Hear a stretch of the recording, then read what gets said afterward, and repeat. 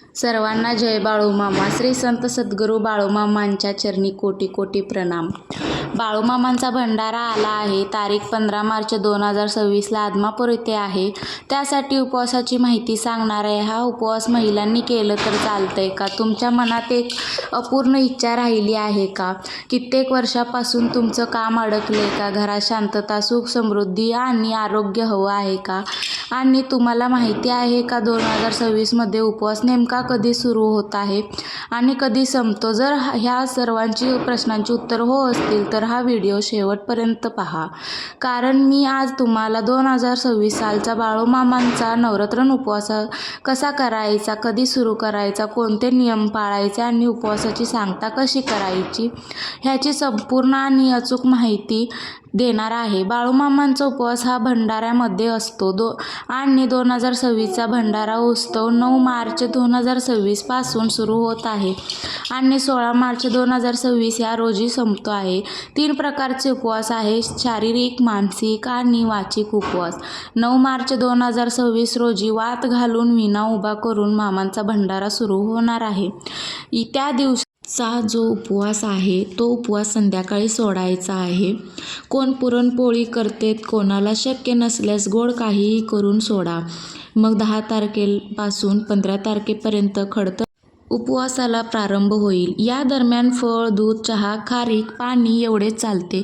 त्याच्या व्यतिरिक्त काहीही चालत नाही. आणि 16 तारखेला शक्य असल्यास आदमापूर येथे मामांच्या मंदिरात प्रसाद घेऊन उपवास सोडला तरी चालेल आणि कोणाला शक्य नसल्यास घरात देवाऱ्यावर नैवेद्य दाखवून उपवास सोडला तरी चालेल. नाही तर आपल्या घराजवळ किंवा आपल्या गावात मामांच्या मंदिरात महाप्रसाद असल्यास तिथे जाऊन उपवास सोडला तरी चालेल. आणि उपवास सोडण्याची वेळ ही सकाळी 10 नंतर सोडायचं आहे. आणि उपवासाच्या दरम्यान काय करायचं, काय नाही करायचं हे अतिशय महत्त्वाचे आहे.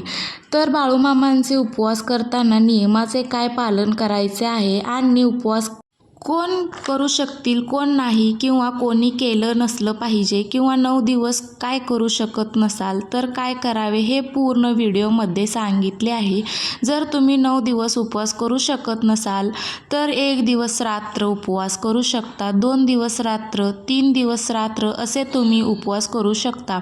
सर्वात पहिला नियम आहे उपवासाचा की तुम्ही बाळूमामांचे उपवास धरले असतील तर कमी बोलायचे आहे. जेवढं होईल तेवढं तुम्हाला शांत राहायचं आहे, कारण आपल्या तोंडातून काही कारण नसताना क्लेश किंवा कलहची उत्पत्ती व्हायला नको आणि आपले उपवास सुटता कामा नाही पाहिजे. आणि दुसरा नियम ब्रह्मचर्याचे पालन करायचे आहे. तिसरा, अशा ज्या काही वस्तू आहेत, कोणी माणूस आहे, सोशल मीडिया प्लॅटफॉर्म किंवा TV ह्या सर्व गोष्टीपासून आपल्याला दूर राहायचं आहे, जेणेकरून आपल्या मनात कामता भावना निर्माण नाही झाली पाहिजे. चौथा, साधू संत ब्राह्मण देवी देवता ह्यांची कधीही निंदा करू नये आणि निंदा ऐकलीही नसली पाहिजे. काम, क्रोध, मद, मोह, माया, मत्सर ह्यांच्या शत्रू आहेत ज्यापासून जपून राहिले पाहिजे. ह्यावर नियंत्रण असले पाहिजे. काहीही करून दुसऱ्यांसोबत वादविवाद कमी केले पाहिजेत, म्हणजे वाद नाही घातले पाहिजेत. ह्या दिवसात मामांच्या नावाचे जप, नामस्मरण करावे, मामांचे जीवनचरित्र वाचावे आणि आपल्या घरात पण 9 दिवस दिवा अखंड सुरू ठेवायचा आहे. हे उपवास महिला, पुरुष, मुलं, मुली करू शकता आणि तुम्ही आजारी असलास तर करू नये.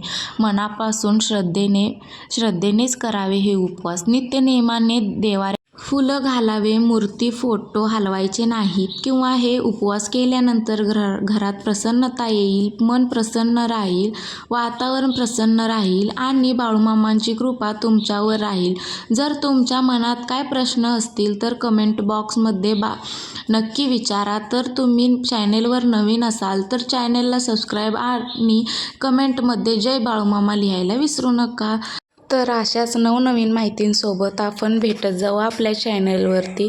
तोपर्यंत सर्वांना जय बाळूमामा. लाईक, कमेंट, शेअर आणि सबस्क्राईब नक्की करा आपल्या चॅनेलवरती. सर्वांना जय बाळूमामा. भेटूया अशाच माहितीपूर्ण व्हिडिओसोबत.